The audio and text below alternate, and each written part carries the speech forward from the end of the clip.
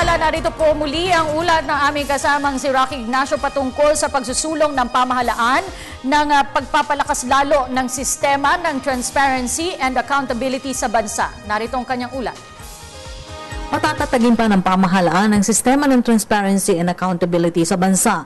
Ipinanukala ng Pilipinas ang aplikasyon ng bansa sa Extractive Industries Transparency Initiative o EITI para itaas ang kalidad ng good governance sa Pilipinas sa international standards, partikular na sa pagkuha ng revenue mula sa environment kasama ng mining.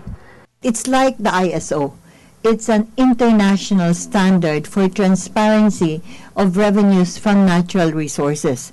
So companies must disclose and publish what they pay to government, the different arms of government, including national and local, and government naman must publish what they actually receive.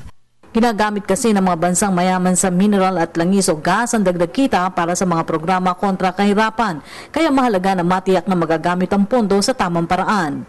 For government, we see that we will benefit from following an internationally recognized transparency standard that will demonstrate our commitment to reform and anti-corruption, which is all in line with the basic social contract of our president with the people, which is really daang matuwid, no? And we hope that this will also lead to improvements to tax collection process, as well as enhance the trust and stability in the extractive industries. Alam naman natin kung gaano kasalimuot ang extractive industries in the Philippines, especially mining, with the legacy of bad mining in the past. Nauna nang nagpalabas si Pangulong Aquino na Executive Order 79 o ang reforma sa mining sector. Pangunahing agenda kasi ng Philippines EITI ay maging bukas sa publiko kung magkano ang nakukolekta ng gobyerno at kung magkano rin ang buwis na ibinabayad ng mga kumpanya. For companies naman, they benefit from having a level playing field in which all companies are actually required to disclose the information.